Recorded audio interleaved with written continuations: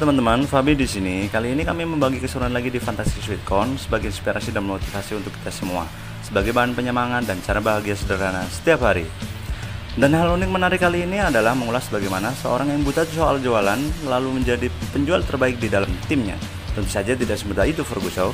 Tahu kan siapa Ferguson itu? Baik, seperti apa asam garamnya? Langsung saja kita ulas siapa sih orang luar biasa dan menginspirasi itu, dan seperti apa sepak terjangnya di Fantastic. Stay tune and here we go.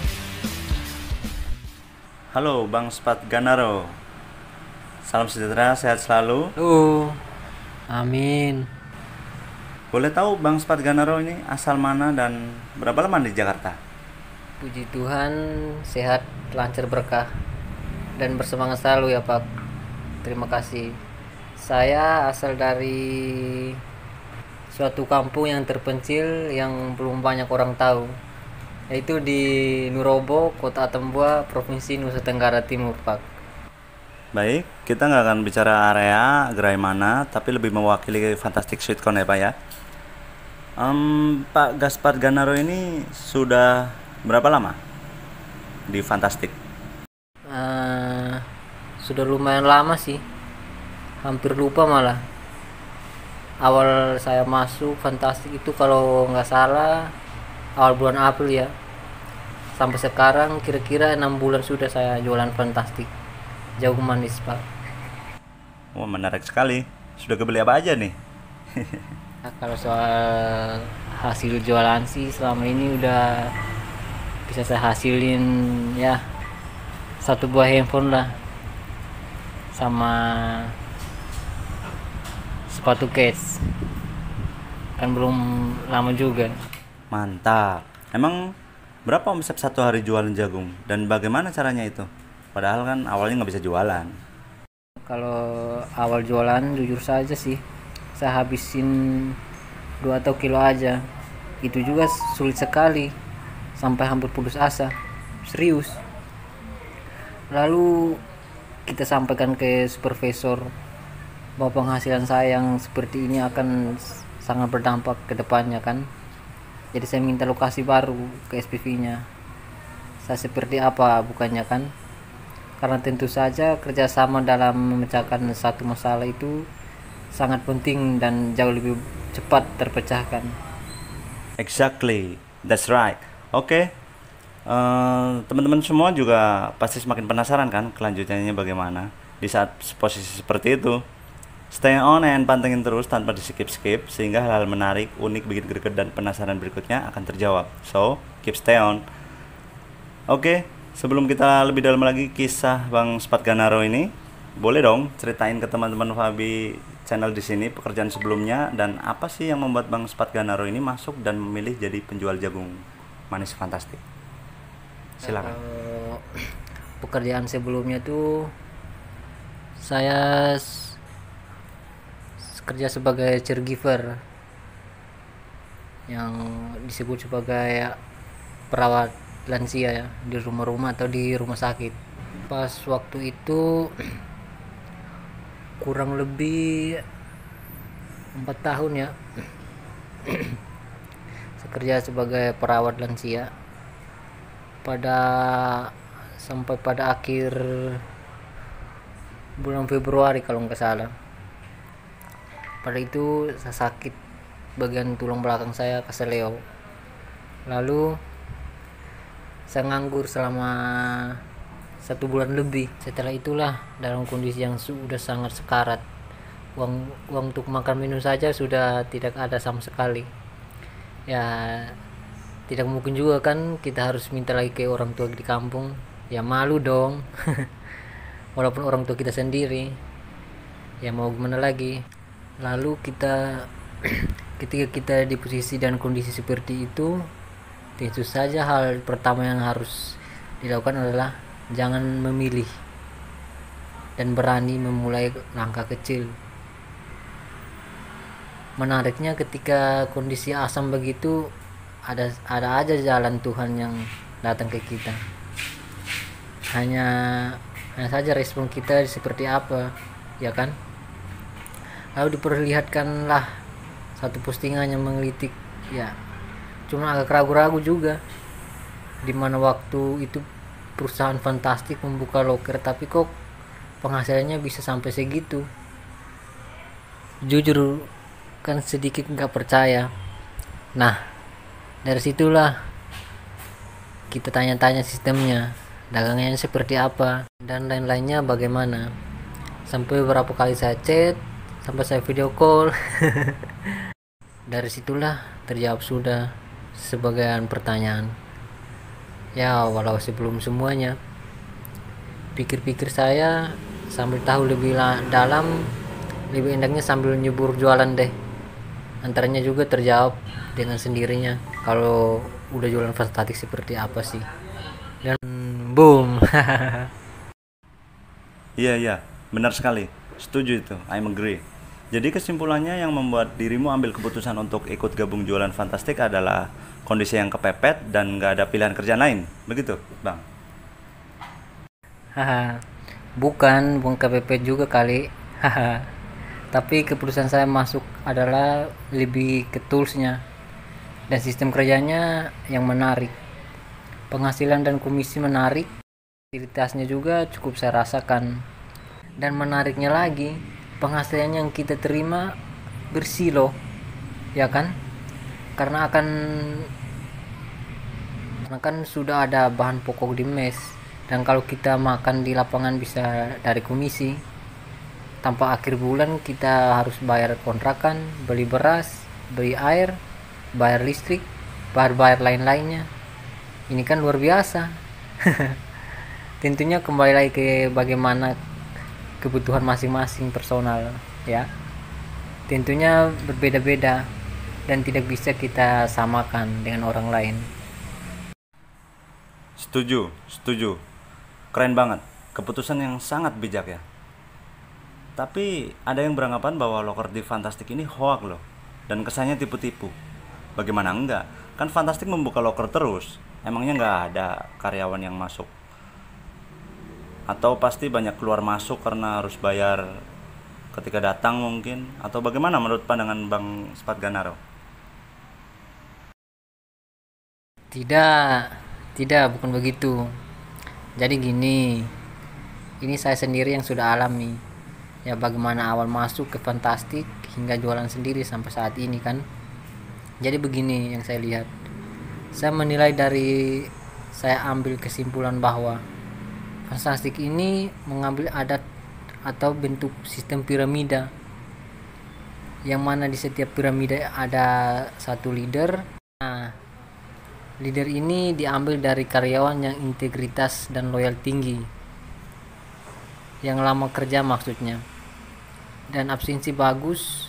Kita sebut saja karyawan profesional. Nah, dari piramida satu ada 5 sales dan satu leader. Yang 5 sales itu pasti ada satu profesional yang saya maksudkan tadi. Ketika buka cabang baru artinya kita buka piramida baru. Tentu saja otomatis butuh 5 sales dan satu leader toh. Itulah sebabnya Fantastik buka loker kerjaan terus dengan jenjang waktu tertentu. Ya kalau buka cabang baru jelas Fantastik akan buka loker. Tapi kalau gerai penuh dan belum buka cabang baru tentu saja Fantastik akan tutup loker. Begitu. Jadi Fantastik bukan hoax, apalagi kaleng-kaleng. Iya. Oh begitu ternyata. Terjawab ya dilema-dilema para pencari kerja yang bikin rumor bahwa Fantastik itu hoax. Nah, buat teman-teman yang di luar sana masih nganggur, masih gelisah, ekonominya mungkin penghasilannya juga masih begitu-gitu aja, tapi suka dunia jualan, ini bisa jadi kesempatan. Jadi bahan referensi loh, dan sangat menarik sekali sebagai perbandingan dan kesempatan karir ke depan. Seperti dibilang tadi oleh Bang Spatganaro di tengah penjelasan, yang mana Bang Ganaro ini menyaksikan sendiri, merasakan sendiri, dan menjalani sendiri ya Bang Spatganaro ya, bahwa rumor yang terdengar ternyata jauh dari apa yang kita sangkakan. Luar biasa, menginspirasi sekali. Lalu Bang Spatganaro, bagaimana sih kira-kira nih cara dan syaratnya apa aja sih kalau teman-teman nih di luar sana ingin ikut jualan barang Fantastik? Silakan. Kalau syaratnya sih nggak ribet kok. Ya kalau teman-teman ada yang minat, langsung aja kontak aja Pak Bobi. Nanti taruh aja nomornya di deskripsi. Nanti bisa tanya-tanya aja langsung. Mudah banget kok cara gabungnya. Dan nanti kita langsung diarahkan training dulu, training sehari, ikut jualan 1 hari, esoknya langsung jualan sendiri dah. Bagi areanya pun sendiri dan ini gratis. Begitu kurang lebihnya. Oh begitu ya. Iya iya. Dibebanin ke kita ini informasinya ya. Iya iya. Sip. Ya, obrigado Barak Pak. Baik, Bang Spat Ganaro, lanjut ke hal menarik berikutnya nih. Ketika awal jualan seperti dirimu terangkan tadi, nggak langsung boom 6 kilo, 8 kilo kan, sampai sekian kilo gitu. Lalu setelah diarahkan oleh leadernya, lalu apa yang terjadi selanjutnya Bang Spat Ganaro? Ya sama aja sih. Awalnya sepi, pasti itu. Karena area baru, timing baru, pelanggan belum ada tuh. Jadi kita tetap harus ciptakan timing dulu, waktu dulu, ciptakan pelanggan dulu. Karena pelanggan dihasilkan dari disiplin waktu. Selain kebersihannya, terus kerapian dan hal baik lainnya adalah disiplin waktu. Baik ketika di awal persiapan di mes hingga sampai ketika kita lapangan, disiplin waktu itu wajib. Artinya arahan dari SPP-nya Bang Spat Ganaro ini kurang berpengaruh gitu, kurang manjur. Bukan begitu. Kan di lapangan itu sukses berhasilnya tidaknya kita ditentukan oleh salesnya sendiri, oleh kita sendiri, dan arahan SPV-nya adalah pondasinya. Benang merah buat kita sales jadi patokan.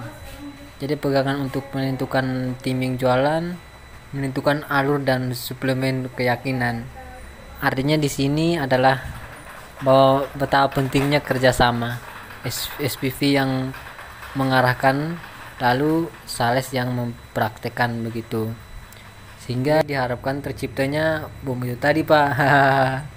Meledak jualannya. Iya iya. Kerjasama memang penentu terbentuknya kultur and the power dalam wadah yang disebut tim. Yang mana ketika satu orang bekerja keras sendirian bisa dipastikan berkembangnya lama. Olehnya jangan sampai kita hanya sebatas jadi Superman, repot untuk menggenggam dunia, tapi jadilah super tim agar bukan hanya dunia yang bisa kita genggam, tapi juga seluruh jagat raya demi masa depan dan penerus kita. Insya Allah, ngeri kan?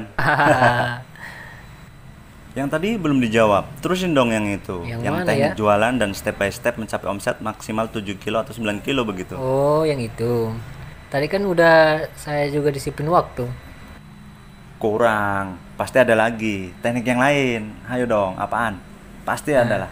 Ada sih. Cuman ini bukan teknik lebih ke kultur atau kebiasaan yang mau dijaga. Karena teknik jualan kan sebenarnya sama. Gang-gang kecil banyakin jalan, kurangin mangkal. Marketnya kita anak-anak dan sekolah. Tapi ada satu rumus sih yang pernah diajarkan sama supervisor yang wajib kita jaga, yaitu rumusnya ATM. Nah ini dia, bener kan? Terusin abang, apa itu? Oke. A-nya untuk absen, jaga absensi, loyalitas dan jam kerja.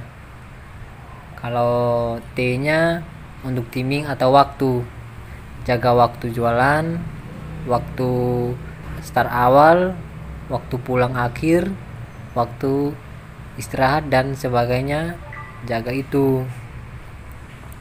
M-nya untuk mindset atau pola pikir kita, itu jaga agar pikiran kita selalu baik, bersyukur, enjoy, happy dan bahagia.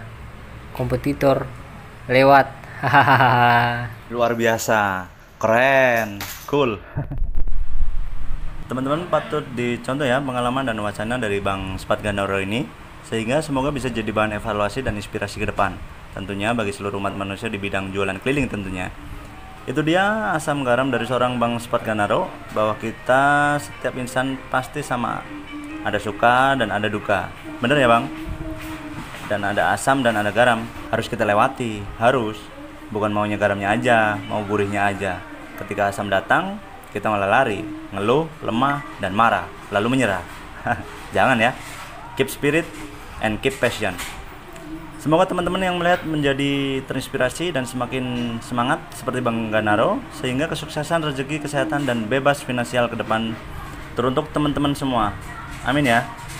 Bang Ganaro, buat teman-teman di rumah yang ingin lebih dekat dengan Bang Spat Ganaro, boleh bagi nama channelnya mungkin? Ya sih, langsung aja ke channel YouTube saya tuh, Bang Sparganaro. Oh iya, baik. Bang Spat Ganaro, ada mau disampaikan buat teman-teman kita yang sama satu aspal? Silakan. Iya, sedikit saja. Pesan saya untuk semua teman-teman, tetap semangat, jaga kesehatan, jaga pikiran, dan buang gengsi. Jangan pernah puas dengan hasil yang kecil gitu. Puaslah dengan hasil yang besar. Niatkan diri untuk selalu jualan. Kalau nggak ada niat untuk jualan ya sama aja, mending nggak usah jualan. Ya mungkin cuma itu saya sih dari saya. Tetap semangat, jos. Mantap, luar biasa. Baik, terima kasih waktu dan kesempatannya serta ilmu yang bermanfaat. Juga buat teman-teman tentunya terima kasih atas kehadirannya. Semoga kesehatan, kelancaran, tambah rezeki, dan sukses selalu menyertai teman-teman semua. Amin ya. Terus ikuti channelnya saya. Video inspirasi keren dan unik apa lagi yang akan saya bagikan. Nah, agar tak ketinggalan, segera pencet tombol subscribe-nya, like, comment, and share. Ingat, tak ada manusia sempurna di dunia. Ambil yang baik-baiknya saja dan buang yang jelek-jeleknya. Maaf aku kata bila ada salah kata. Saya Fabi, tetap semangat. Terima kasih. Bye-bye.